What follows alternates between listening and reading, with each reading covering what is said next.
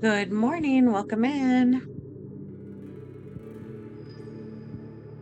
Okay, so while everybody jumps in here, I'm just going to go ahead and get started on reading some excerpts from this book before we do any cards or anything. So, this is part 2 of the book I've been suggesting everybody must take a look at: Anatomy of the Spirit, The 7 Stages of Power and Healing by Caroline Myss. So I just want to read the beginning of this part 2 that's about the 7 sacred truths, which in this book, this refers to the 7 basic chakras, the main chakras that everybody knows about now, the 7 sacraments. So it's the 7 sacred truths. So I just want to read these couple of pages just while everybody starts trickling in right before we do some cards. And today I'm using a different camera just to see if this is sharper than the one I used the other day. My understanding of the chakra system developed out of my work as a medical intuitive. Sharing my work with readers of this book is like taking you into my mind and laboratory. For yourself, take with you only what feels right to your heart and spirit and leave the rest behind. In part 2, I discuss each chakra separately so that you can familiarize yourself with its specific characteristics, significance, and content. When I analyze an illness in terms of energy medicine, however, I also evaluate the entire patient, including physical symptoms and mental habits, relationships and diet, spiritual practice and career. Keep the same rule in mind as you study the human energy system. A complete energy evaluation has to include all 7 chakras, regardless of the location of a physical illness, as well as all aspects of the patient's life. As you read about the chakras, you will see that the issues involved in the chakras 1, 2, and 3 are the ones where most people spend their energy. Not coincidentally, most illnesses result from a loss of energy from these 3 chakras. So in this book, 1, 2, and 3 refer to the root, sacral, and solar plexus. Even when an illness like a heart condition or breast cancer develops in the upper regions of the body, its energy origin can usually be traced to stress patterns and issues of the lower 3 chakras, such as in marriage or partnership, family, or occupation. Emotions such as rage and anger hit us physically below the belt, while an emotion like unexpressed sadness is associated with disease above the belt. For instance, the major emotion behind breast lumps and breast cancer is hurt, sorrow, and unfinished emotional business, generally related to nurturance. Nurturance also has to do with the health of relationships. However, and relationships are primarily a first and second chakra issue.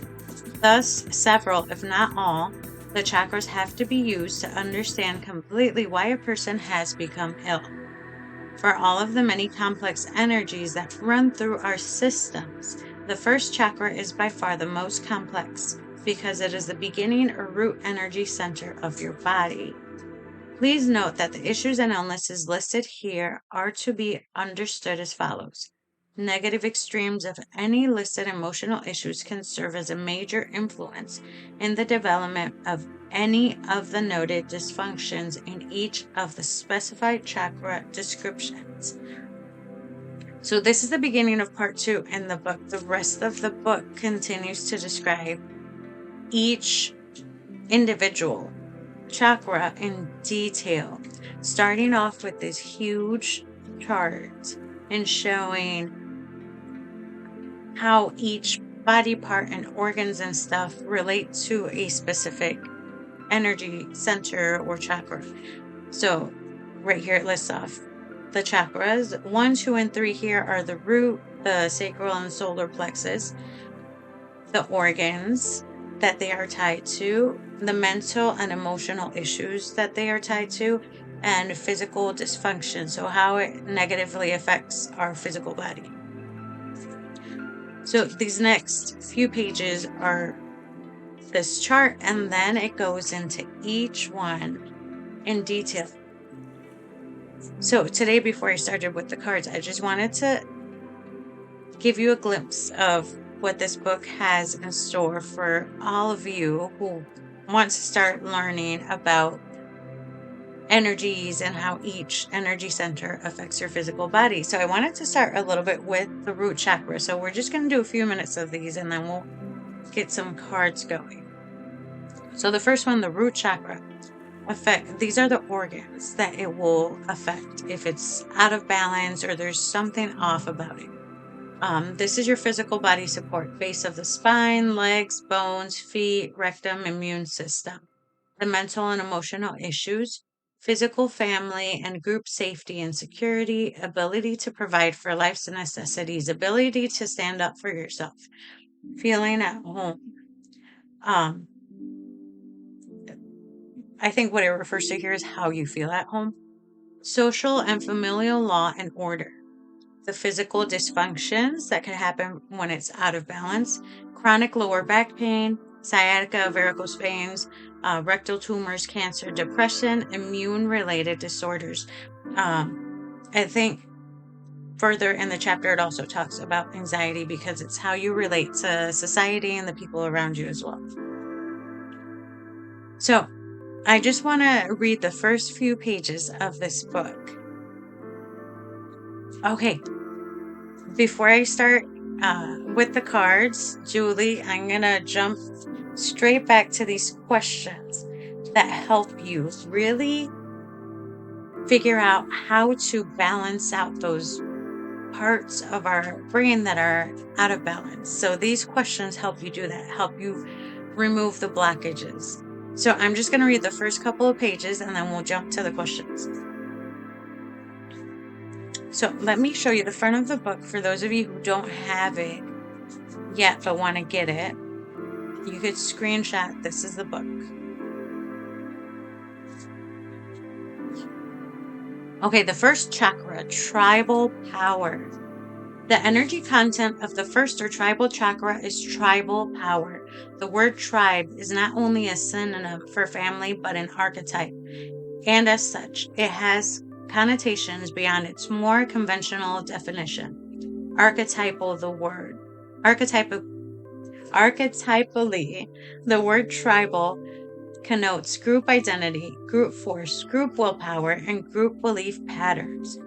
All of these meanings make up the energy content of our first chakra. The first chakra grounds us. It is our connection to traditional family beliefs that support the formation of identity and a sense of belonging to a group of people in a geographic location. So for those of you who don't know where the root chakra is, it's at the base of your spine. So that's your hip area, your pelvic area. To connect to the energy of your first chakra, focus your attention for a few moments on something tribal that triggers an emotional response in you. Listening to the national anthem, observing a military spectacle, watching an athlete receive a gold medal at the Olympics, witnessing the marriage of someone you care about, learning that a child has been named after you. As you focus on the experience you choose, be aware that the area of your body generating the response is your tribal chakra. Location, base of the spine at the coccyx.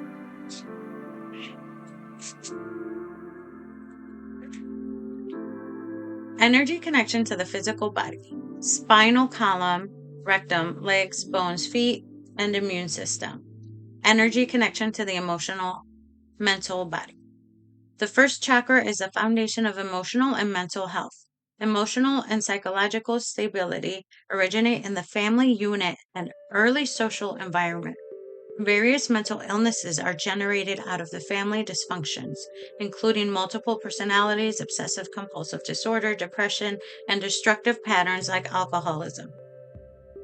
Symbolic/perpetual connection.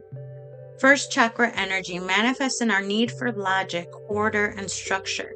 This energy orients us in time and space and to our five senses.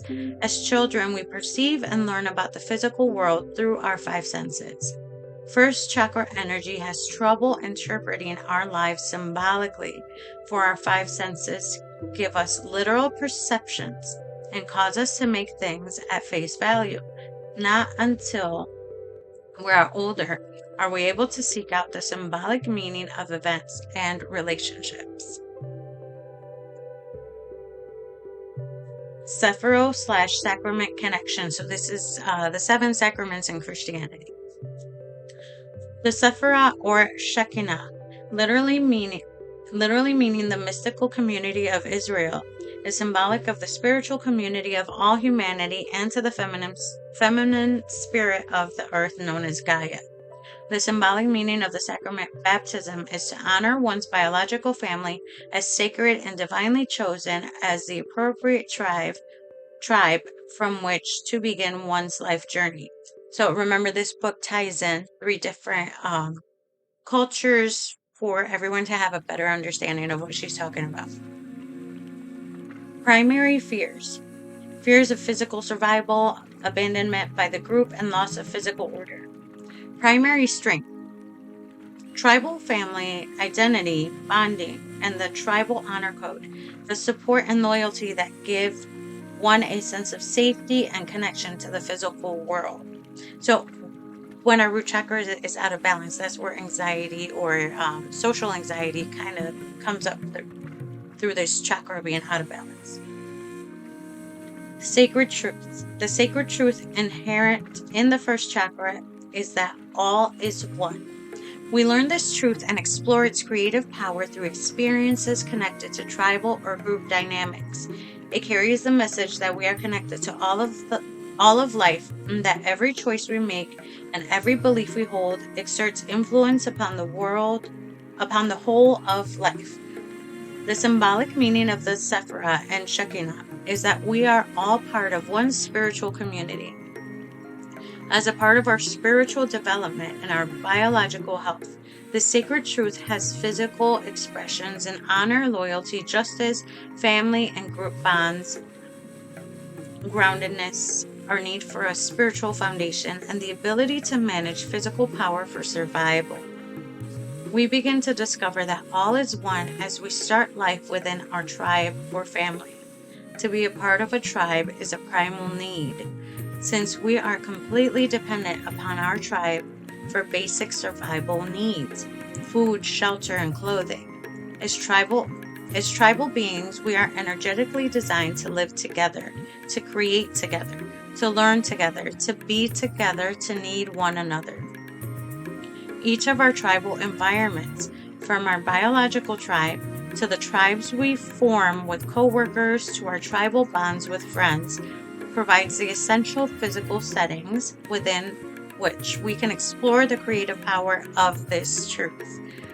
So we all need people, right? We all need a group of people, a group of friends, because it's just intrinsically a need for us as human beings. So let me just jump all the way to the back to get to those questions. I'm going to try and hold the book up closer so you can maybe, oh yes, is this clear for you guys? Clear enough so you can screenshot and look at the questions later? Let me get it right in the middle.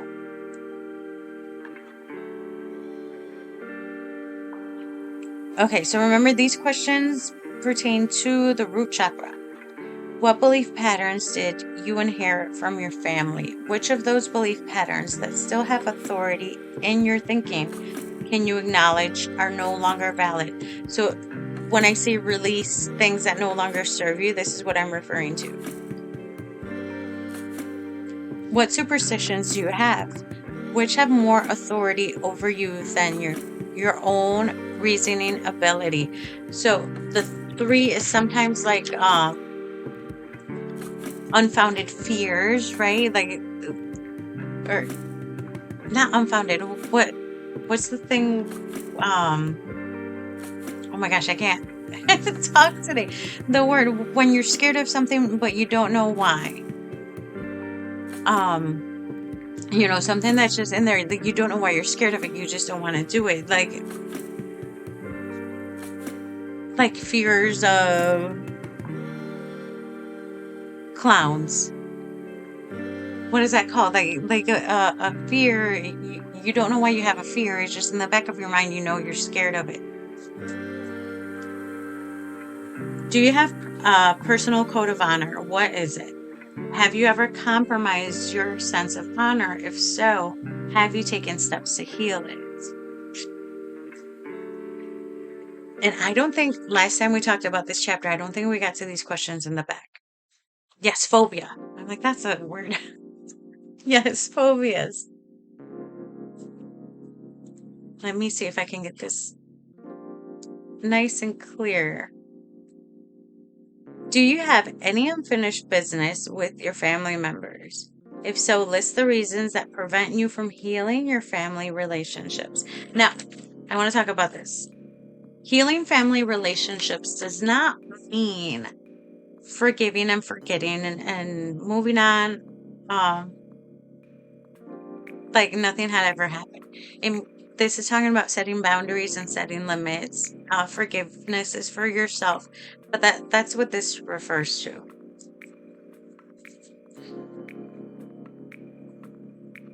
List all the blessings that you feel came from your family. So, what these questions are trying to help you do is build a healthy relationship to family or to friends or people you are close to.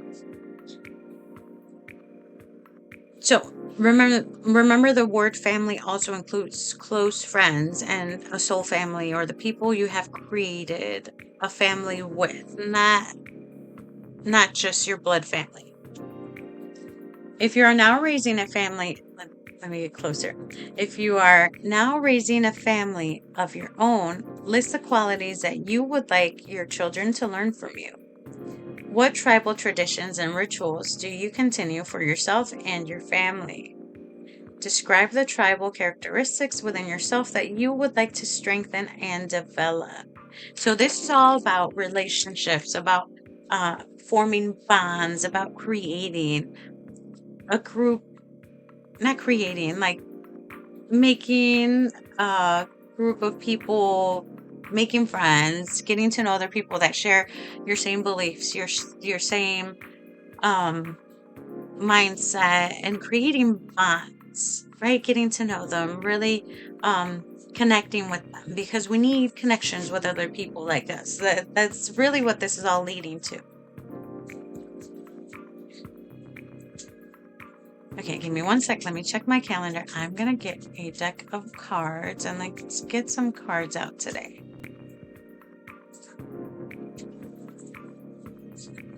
I just want to double check my time, making sure I don't have an 11:30.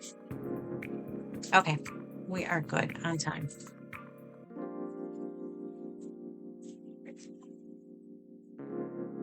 You have to wait a little bit, okay?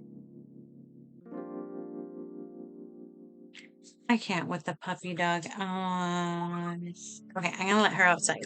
Yeah, okay, give me 1 minute. You guys take a little break, and then we are gonna do some cards. Let me let my little doggy outside.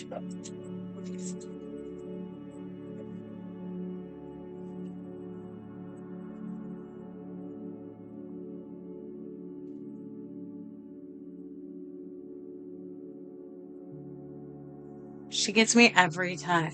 So it's a chihuahua, right? She'll put her little legs up on my leg, and she goes like this. Like, no, not the puppy dog eyes. Hey, Trista. All right, we're about to do. You know what? We're gonna do. I don't usually pull these for anybody but myself, but I think we're going with this. Because part of our awakening journey, part of our losing fear, part of us becoming our true self and really getting to know who we are deep down inside, right? Down to a soul level, is trusting our intuition, trusting who we are, where we are meant to be. That's also part of that root chakra, is getting to know yourself for who you are meant to be, not so much who you were raised to be by your parents, grandparents, by the church, by the school. So I don't think I've ever used these cards with you guys before. So this is the awakening intuition. So this is going to be, these all have a great detailed message. Screenshot these and really think about how this can help you grow, how this can help you tap into your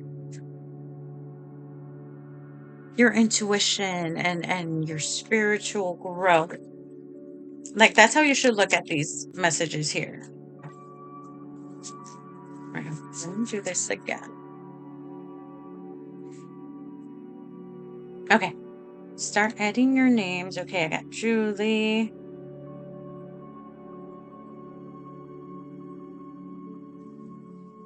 Okay, so Alicia, I'm just pulling one card here with a message for you and your intuition. If you want one of these cards, just add your name.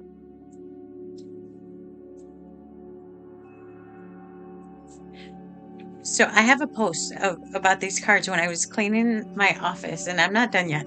I keep rearranging. When I was cleaning my office, I was putting all my cards away, and I had this deck. It was the last one I was about to put in the box.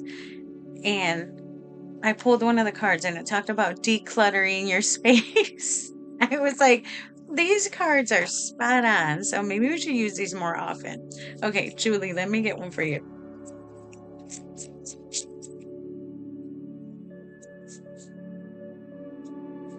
Okay, Julie, I don't know if you are on an actual like spiritual awakening yet. This is the card that is out for you. Let me put it as close as I can so you can screenshot.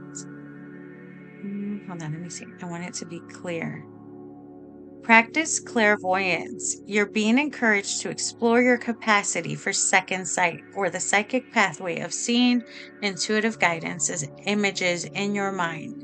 If you already experience clairvoyance while your eyes are open, this ability may be increasing. If not, practice by sitting with your eyes closed in meditation, allowing images to appear. This also includes lucid dreaming, or if you're a big dreamer and you can see what you dream. If you see everything in detail, full color, playing like a movie, that's what this is also that. Clairvoyance. If you get messages and dreams, but you see it all, you see the person, you see the colors. Some people can't do that. Yeah, so this also includes dreaming. Trusting your clairvoyance and trusting your sight, trusting your vision also includes dreams. So sometimes, even with dreams, we are given messages through objects, through colors, through quantities of things. So keep a journal handy. So this here is my old dream journal. It's just a tiny little notebook I used to keep by my nightstand. Now I have a bigger one.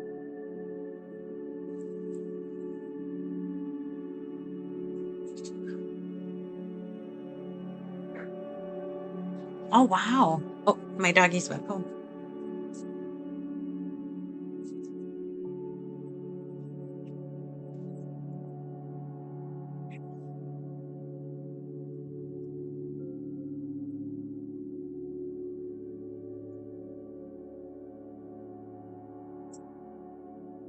Yeah, so you can always enhance and practice receiving more visuals and more images by meditating and actually visualizing where you want to be, where you want to go, going back to a dream, all of that.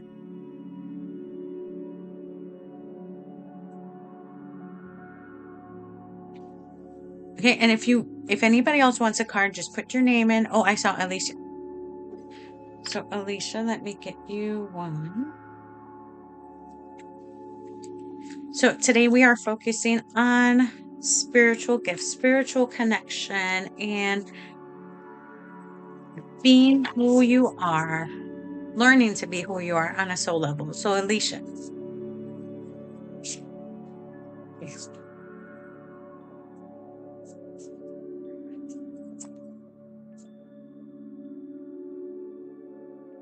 Okay, Alicia, this card flipped right over for you. Let me get it as clear as I can here. Develop healthy routines. Your mystical abilities flourish when your earthly life is orderly, practical, and predictable.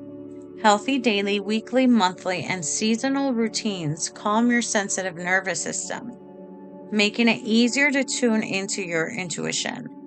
Which healthy eating, exercising, resting, playing, spiritual relationship, and work routines can you lean into, update, or adjust to support your sixth sense?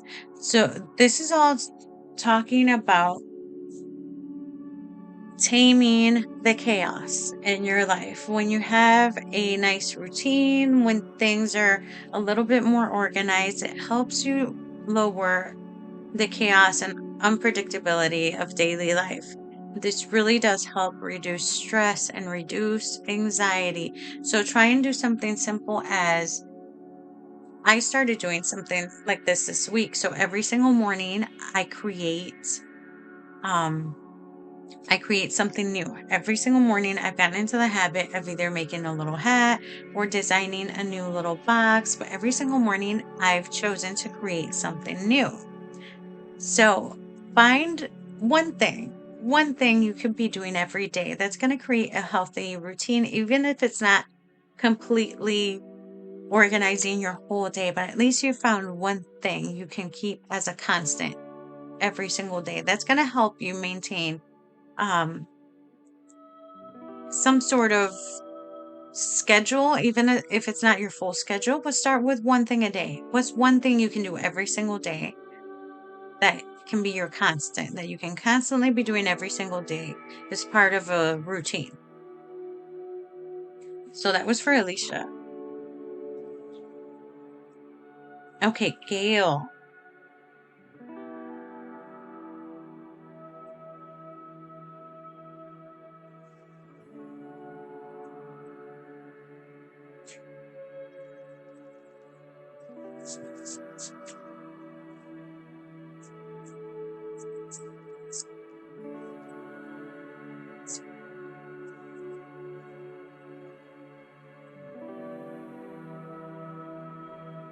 Okay, Gail. Slow down to center yourself. And for those of you who have this real tiny on the screen, if you turn your phone sideways, you can see it a lot bigger. Slow down to center yourself. Intuitive guidance is heightened, more accurate, and appears more often when life moves at a saner pace. Your sixth sense is less responsive when your energy is pulled in too many directions, rushing around, constantly multitasking, and swamped by responsibilities. Slow your roll for better mystical attunement and to stretch time. So, this is about taking breaks. This is about grounding yourself. This is about slowing down. Sometimes we tend to overdo this, and then this is the workaholic talking right here. Sometimes we need to take some naps, take some breaks. You can still constantly be working and doing and moving around and doing all these things, but don't forget to take breaks. Don't forget to slow down every once in a while. That's for Gail.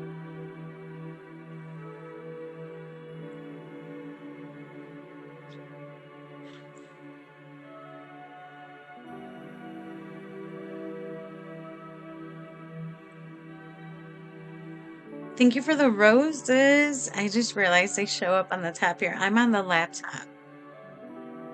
And this right here is my phone.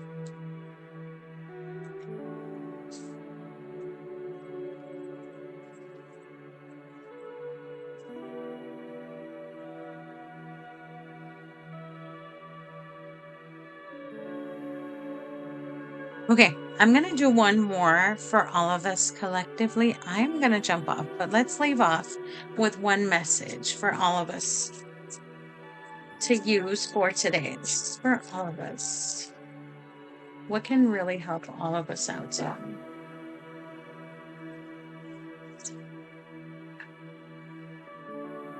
Okay, this is perfect for a Monday. Cultivate energy awareness. Improving your intuition requires understanding energy. What did we just talk about from the book? its power, its proximity, its nuances, and its importance. Notice energy, your own, the energy of other individuals and groups, the energy of situations and opportunities, the energy of physical spaces, and the fluctuations in world energy. Name and describe types of energy you encounter.